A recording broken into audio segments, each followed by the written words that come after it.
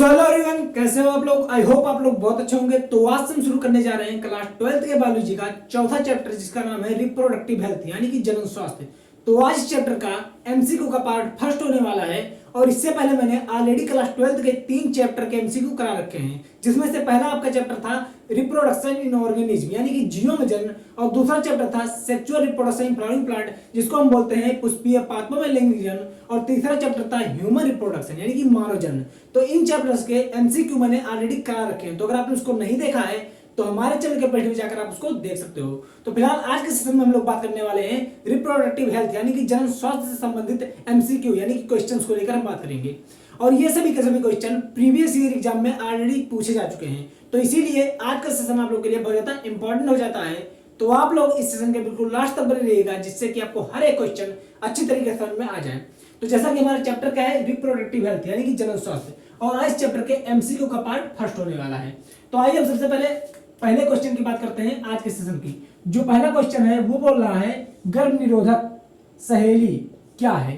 यानी कि जो सहेली है वो एक प्रकार का गर्भ निरोधक गोली होता है, पिल्स होता है। तो यहाँ पर पूछ रहा है वो क्या होता है। तो देखते हैं यहाँ पर ऑप्शन नंबर ए है एक पश्च मैथुन गर्भ निरोधक, यानी कि मैथुन प्रक्रिया के बाद जो गर्भ निरोधक गोली यूज की जाती है उसके तौर पर इसको माना जाता है। ऑप्शन नंबर बी है यह एक आईयूडी है। आईयूडी का मतलब होता है इंट्रा यूटेराइन डिवाइसेस यानी कि अंतःगर्भाशय युक्तियां। तो क्या यह एक प्रकार का आईयूडी है। ऑप्शन नंबर सी है मादाओं में एस्ट्रोजन की सांद्रता को बढ़ाती है, यानी कि जो सहेली नामक पिल्स होती है वो मादाओं में जो एस्ट्रोजन हार्मोन्स होता है उसकी सांद्रता को बढ़ाने का काम करता है, और इसके अलावा अंडोत्सर्ग को रोकता है। ऑप्शन नंबर डी है गर्भाशय में एस्ट्रोजन ग्राही को अवरुद्ध करता है, यानी कि जो एस्ट्रोजन होता है उसके निर्माण को रोकता है, और इसके अलावा जो अंडों के रोपण के का प्रक्रिया होता है उसको भी रोकने का काम करता है। तो याद रखिएगा जो सहेली होता है वो एक प्रकार का क्या है, गर्भ निरोधक गोली है, यानी कि एक पिल्स होता है जिसको हम कॉन्ट्रासेप्टिव पिल्स बोलते हैं, जो गर्भ धारण को रोकने का काम करता है। अब यहाँ पर ये करता क्या है, तो जो मान लीजिए अगर युग्मज बन भी गया है तो उसके इम्प्लांटेशन को यानी कि रोपण को गर्भाशय में रोकने का काम करता है कौन, सहेली नामक गोली, और इसके अलावा ये एस्ट्रोजन ग्राही को अवरुद्ध कर देता है। तो इस तरह से महिला में गर्भधारण नहीं होता है। तो यहाँ पर जो इसका सही आंसर होगा वो होगा चौथा यानी कि डी वाला ऑप्शन। तो याद रखिएगा पहले क्वेश्चन का ऑप्शन नंबर डी सही हो जाएगा और बाकी के ऑप्शन हो जाएंगे आपके गलत। अब आइए बात करते हैं दूसरे क्वेश्चन की। तो जो दूसरा क्वेश्चन है यहाँ पर बोल रहा है निम्न में से कौन सा यौन संचरित रोग पूर्णतया साध्य नहीं है। यानी कि यहाँ पर कुल 4 प्रकार के यौन संचरित रोग बताए गए हैं। आपको बताना है कि इनमें से ऐसा कौन सा रोग है जो कि पूर्ण तरीके से सही नहीं किया जा सकता है। तो यहाँ पर देखते हैं ऑप्शन नंबर ए है क्लेमेडिया, ऑप्शन नंबर बी है लैंगिक मत्स्य, ऑप्शन नंबर सी है जन्निक परिसर्प जिसको हम बोलते हैं जेनाइटल हार्पीज, और ऑप्शन नंबर डी है सुजाक जिसको हम गोनोरिया के नाम से भी जानते हैं। तो याद रखिएगा यहाँ पर जिसका करेक्ट आंसर होगा वो होगा क्या, जन्निक परिसर्प जिसको बोलते हैं जेनाइटल हार्पीज, यानी कि इसको सही तरीके से यानी कि पूर्ण रूप से सही नहीं किया जा सकता है। जबकि अगर हम बात करें क्लेमेडिया या सुजाक की तो इनमें हम प्रतिजैविकों का यूज करते हैं, जैसे स्ट्रेप्टोमाइसिन हो गया, एरिथ्रोमाइसिन हो गया, तो इन सभी के जरिए इनको ठीक किया जा सकता है। और अगर मैं लैंगिक मत्स्य की बात करूं तो इसको भी सर्जिकल मेथड द्वारा ठीक किया जा सकता है। लेकिन अगर हम बात करें जन्निक परिसर्प जिसको हम जेनाइटल हार्पीज बोलते हैं, इसको सही तरीके से ठीक नहीं किया जा सकता। तो इसीलिए यहाँ पर जो यौन संचरित रोग की बात कर रहा है वो क्या है, जन्निक हार्पीज, जिसको पूर्णतया साध्य नहीं किया जा सकता है। तो जो सही आंसर होगा वो होगा दूसरे क्वेश्चन का ऑप्शन नंबर सी, और बाकी के ऑप्शन हो जाएंगे गलत। अब आइए बात करते हैं हम लोग तीसरे क्वेश्चन की। जो तीसरा क्वेश्चन है यहाँ पर बोल रहा है निम्न में किस गर्भ निरोधक तरीकों में हार्मोन्स भूमिका अदा करता है। यानी कि इनमें से ऐसी कौन सी विधियां हैं गर्भ निरोधक की जिसमें हार्मोन्स अपनी रोल अदा करता है। तो देखते हैं यहाँ पर ऑप्शन नंबर ए है गोलियां, यानी कि जैसे हमने बात किया सहेली, तो सहेली क्या है, एक प्रकार की गोली होती है, पिल्स होती है, जो कि यौन धारण को यानी कि बोल सकते हैं गर्भधारण को महिलाओं में रोकने का काम करती है। इसी तरीके से आपका होता है आपातकालीन गर्भ निरोधक, इसके अलावा रोध विधियां। बी ऑप्शन में है स्तनपान अनार्तव, गोलियां, आपातकालीन गर्भ निरोधक। ऑप्शन नंबर सी में है रोध विधियां यानी कि बैरियर मेथड, इसके अलावा स्तनपान अनार्तव और जिसको हम बोलते हैं लैक्टियल एमिनोरिया, और गोलियां। इसके अलावा जो आपका डी वाला ऑप्शन है उसमें आपका कॉपरेटिव बोल रहा है, गोलियां बोल रहा है, और आपातकालीन गर्भ निरोधक। तो आपको मालूम होना चाहिए कि जो आपकी स्तनपान अनार्तव होता है वो किस तरीके का प्रोसेस होता है। कहीं ना कहीं जब एक माँ बच्चे को जन्म दे देती है तो जन्म के बाद जब तक वो अपने बच्चे को दूध पिलाती है उसी को बोलते हैं क्या, स्तनपान अनार्तो। यानी कि इस समय में अगर कोई मेल महिला के साथ यौन बोल सकते हैं मैथुन प्रक्रिया करता है तो उससे निकलने वाला जो बोल सकते हैं स्पर्म होगा वो अंडाणु को फ्यूज नहीं कर पाएगा। क्यों? क्योंकि उस समय तक उस महिला में किसी भी प्रकार के अंडाणु का फॉर्मेशन नहीं होता है, यानी कि वह प्रक्रिया रुकी रहती है। तो इसी प्रक्रिया को बोलते हैं क्या, स्तनपान अनार्तो। इसके अलावा जो गोलियां होती हैं, जैसे हमने बात किया किसकी, सहेली की। सहेली क्या होता है, एक प्रकार की कॉन्ट्रासेप्टिव पिल्स होती है जिसमें हार्मोन्स होते हैं, जैसे प्रोजेस्टेरोन हो गया। तो ये क्या करते हैं, शुक्राणु और अंडाणु के मिलने की प्रक्रिया को रोकने का काम करते हैं। इसके अलावा आपातकालीन गर्भनिरोधक गोलियां, तो इसमें भी बहुत सारी आपकी पिल्स होती हैं। तो जो आपका सही आंसर होगा तीसरे क्वेश्चन का वो हो जाएगा ऑप्शन नंबर बी, जिसमें आपका स्तनपान अनार्तो आता है, गोलियां आती हैं, इसके अलावा आपातकालीन गर्भनिरोधक आते हैं, जो क्या करते हैं कहीं ना कहीं इसमें किसी न किसी प्रकार से जो हार्मोन्स होता है अपनी रोल अदा करता है। तो इसीलिए तीसरे क्वेश्चन का ऑप्शन नंबर बी एकदम करेक्ट हो जाएगा और बाकी के ऑप्शन हो जाएंगे गलत। अब आइए बात करते हैं हम लोग चौथे क्वेश्चन की। चौथा क्वेश्चन बोल रहा है हार्मोन्स मोचक अंतःगर्भाशयी युक्तियों का चयन करो। यानी कि इनमें से ऐसी कौन सी अंतःगर्भाशयी युक्तियां हैं जिसे हम बोलते हैं इंट्रा यूटेराइन डिवाइसेस हैं जो कि हार्मोन्स का मोचन करती हैं। तो यहाँ पर देखते हैं ऑप्शन नंबर ए है प्रोजेस्टासर्ट और LNG-20, ऑप्शन नंबर बी है लिप्पस लोब और मल्टीलोड 375, ऑप्शन नंबर सी है मल्टीलोड 375 और प्रोजेस्टासर्ट, और ऑप्शन नंबर डी है वाल्स एंड LNG-20। तो यहाँ पर जो सही करेक्ट आंसर होगा इसका वो होगा ऑप्शन नंबर ए। कौन सा? ऑप्शन नंबर ए सही हो जाएगा। क्यों? क्योंकि जो हार्मोन मोचक अंतःस्रावी युक्तियां होती हैं उनमें जो प्रोजेस्टासर्ट होता है और LNG-20 होती है, ये मेन होती हैं। तो इसीलिए जो आपका चौथा क्वेश्चन है उसका ऑप्शन नंबर ए सही हो जाएगा और बाकी के ऑप्शन हो जाएंगे आपके गलत। तो अब आइए बात करते हैं पांचवें क्वेश्चन की। पांचवा क्वेश्चन बोल रहा है स्तंभ प्रथम को द्वितीय से सुमेलित कीजिए। तो देखते हैं यहाँ पर स्तंभ पहला दे रखा है और स्तंभ दूसरा दे रखा है। यहाँ पर दे रखा है ऑप्शन नंबर ए में सुजाग। तो सुजाग किससे होता है? तो सुजाग जो होता है इसको हम गोनोरिया बोलते हैं और ये होता है किससे? नाइसेरिया गोनोरियाई नामक जीवाणु से। तो यहाँ पर देखिएगा जो सुजाग होगा वो जाएगा ऑप्शन नंबर बी पे, यानी कि दूसरे से मिला दिया जाएगा। सिफिलिस की बात करते हैं तो सिफिलिस होता है ट्रिपोनीमा पैलिडम से, एक प्रकार का जीवाणु होता है। तो सिफिलिस कहां पर जाएगा? ऑप्शन नंबर तीसरे पे, यहाँ पर तीसरे से मिला दिया जाएगा। अब बात करते हैं जनन मत्स्य, जिसको हम जेनाइटल वार्ट बोलते हैं। क्या बोलते हैं? जेनाइटल वार्ट बोलते हैं। तो ये जाएगा ह्यूमन पेपिलोमा वायरस से। और आपका बचा आखिरी एड्स, तो आपको मालूम है किससे होता है? HIV वायरस से होता है। तो इस तरीके से आपका पांचवा क्वेश्चन भी कंप्लीट हो जाता है।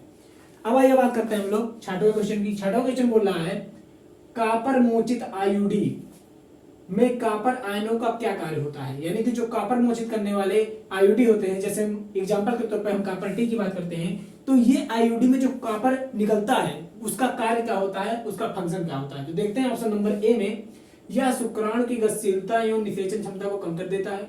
ऑप्शन नंबर बी में यह युग्मक जन्म को रोकते हैं। ऑप्शन नंबर सी है ये गर्भाशय को रोपण के लिए अनुपयुक्त बनाते हैं। और ऑप्शन नंबर डी है ये अंडोत्सर्ग को संदमित करते हैं। तो यहाँ पर जो सही आंसर होगा, तो याद रखिएगा जो कापर मोचित करने वाले आयुडी होते हैं उनमें जो कापर निकलता है तो कापर आयन निकालते हैं, यानी कि Cu++ आयन निकालते हैं। और ये जो कापर आयन होता है ये शुक्राणुओं के अंदर जो माइट्रोकांडिया होता है उसको नष्ट कर देता है। अब जो माइट्रोकांडिया नष्ट हो जाएंगे तो कहीं ना कहीं जो शुक्राणु के अंदर गतिशीलता होगी वो भी खुद ब खुद कम हो जाएगी। तो इसीलिए जो इसका सही आंसर होगा छठवें क्वेश्चन का वो ऑप्शन नंबर ए हो जाएगा और बाकी का हो जाएगा ऑप्शन गलत। अब आइए बात करते हैं हम लोग सातवें क्वेश्चन की। सातवां क्वेश्चन है एक दंपत्ति जिसके पुरुष में शुक्राणुओं की संख्या बहुत कम है उनके लिए निषेचन की कौन सी तकनीक उचित होगी? यानी कि एक ऐसे दंपत्ति की बात की गई है जिसमें जो पुरुष है उसमें शुक्राणुओं की संख्या बहुत ज्यादा कम है। तो इस स्थिति में उस दंपत्ति के लिए कौन से मेथड का उपयोग किया जाएगा कि वह महिला गर्भ धारण कर ले? तो यहाँ पर देखते हैं ऑप्शन नंबर ए है IUT, ऑप्शन नंबर बी है कृत्रिम वीर्यसेचन जिसको बोलते हैं आर्टिफिशियल इंसेमिनेशन, और कस्सी वाला ऑप्शन है GIFT गैमेट इंट्राफैलोपियन ट्रांसफर जिसको बोलते हैं, और आपका डी है ICST। तो आपका जो सही आंसर होगा वो क्या हो जाएगा? Option number B. क्यों?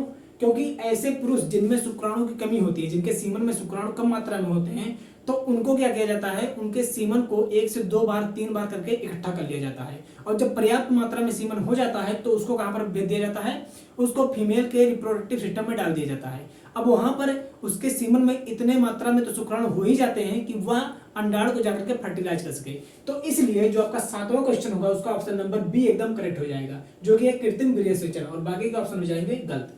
अब आइए बात करते हैं 8वें क्वेश्चन की। 8वां क्वेश्चन होता है निम्नलिखित में से कौन सा हार्मोन मोचक आईयूडी होता है, यानी कि इनमें से ऐसा कौन सा आईयूडी है जो हार्मोन्स को रिलीज करता है। तो ऑप्शन नंबर ए है कॉपर 7, ऑप्शन नंबर बी है लिप्पस लूप, और ऑप्शन नंबर सी है आपका LNG-20, और ऑप्शन नंबर डी है मल्टीलोड 375। तो याद रखिएगा जो इसका सही आंसर होगा वो होगा ऑप्शन नंबर सी, जो कि LNG-20। जो LNG-20 होता है वो एक प्रकार का हार्मोन मोचक आईयूडी होता है, जैसा कि आपने अभी यहाँ पर देखा था ऑप्शन नंबर यहाँ पर ऑप्शन नंबर क्वेश्चन नंबर चौथे का पहला ऑप्शन देखा था, तो यहाँ पर LNG-20 की बात की गई थी। तो जो LNG-20 होता है वो हार्मोन से रिलीज करता है, तो इसीलिए इसे हार्मोन मोचक आईयूडी के अंतर्गत रखा जाता है। तो याद रखिएगा 8वें क्वेश्चन का ऑप्शन नंबर सी सही हो जाएगा और बाकी के ऑप्शन हो जाएंगे गलत। अब आइए बात करते हैं 9वें क्वेश्चन की। 9वां क्वेश्चन है शुक्रवाहक उच्छेदन, जिसको हम क्या बोलते हैं, वैसेक्टोमी बोलते हैं। और ये जो शुक्रवाहक उच्छेदन होता है वो ये किया जाता है पुरुषों में, यानी कि जो मेल होते हैं उनमें किया जाता है, जिसको वैसेक्टोमी या शुक्रवाहक उच्छेदन के नाम से जाना जाता है। तो यहाँ पर पूछ रहा है ये जो शुक्रवाहक उच्छेदन होता है इसके लिए क्या सही नहीं है। तो देखते हैं यहाँ पर ऑप्शन नंबर ए है शुक्रवाहक को काट कर बांध दिया जाता है। तो ये तो कथन बिल्कुल सही है, लेकिन हमें गलत कथन चुनना है, तो ये सही आंसर नहीं होगा। अनुत्क्रमणीय बाध्यता होती है, तो बिल्कुल ये एक प्रकार की अनुत्क्रमणीय बाध्यता होती है, क्योंकि अगर एक बार इसे कोई पुरुष करा लेता है तो उसके बाद वो दोबारा इससे वो बोल सकते हैं सही नहीं कर सकता है। तो यहाँ पर याद रखिएगा ये भी यहाँ पर सही कथन है, लेकिन हमें क्या करना है, गलत कथन का चुनाव करना है, तो ये भी इसका सही आंसर नहीं होगा। ऑप्शन नंबर सी है वीर्य में शुक्राणु नहीं होते हैं, तो ये भी बिल्कुल सही है। क्यों? क्योंकि जब वैसेक्टोमी करवा लेता है कोई भी व्यक्ति तो उसका जो वीर्य होता है उसमें स्पर्म प्रेजेंट नहीं होते हैं। क्यों? क्योंकि जो उसका बोल सकते हैं शुक्रवाहक होता है उसको काट करके बांध दिया जाता है, और शुक्राणु के आने जाने का रास्ता ही जब बंद हो जाएगा तो जाहिर सी बात है जो शुक्रिय प्लाज्मा होगा उसमें कहीं ना कहीं शुक्राणु बिल्कुल नहीं होंगे। तो इस तरीके से आपका ये भी कथन सही है, लेकिन हमें गलत कथन चुनना है, तो ये भी इसका सही आंसर नहीं होगा। अब बात करते हैं ऑप्शन नंबर डी की। तो यहाँ पर बोल रहा है एपिडाइमिस, जिसे अधिवेशन बोला जाता है, में शुक्राणु नहीं होते हैं। तो बिल्कुल एपिडाइमिस में शुक्राणु होते हैं, लेकिन ये यहाँ पर गलत लिख दिया है, नहीं होते हैं। तो इसीलिए जो आपका 9वां क्वेश्चन है उसका ऑप्शन नंबर डी सही हो जाएगा और बाकी के ऑप्शन गलत हो जाएंगे। अब बात करते हैं ये 10वें क्वेश्चन की। 10वां क्वेश्चन बोल रहा है पात्र निषेचन द्वारा निर्मित 16 से अधिक कोरक खंडों, जिसको ब्लास्टोमियर बोलते हैं, वाले भ्रूण को कहाँ स्थानांतरित किया जाता है। यानी कि एक ऐसा भ्रूण जो कि 16 कोष की अवस्था में होता है उसको हम कहाँ पर स्थानांतरित करेंगे, फीमेल के रिप्रोडक्टिव सिस्टम में। ऑप्शन नंबर ए है झालर में, ऑप्शन नंबर बी है गर्भाशय में, ऑप्शन नंबर सी है ग्रीवा में, या ऑप्शन नंबर डी है फैलोपियन नलिका में।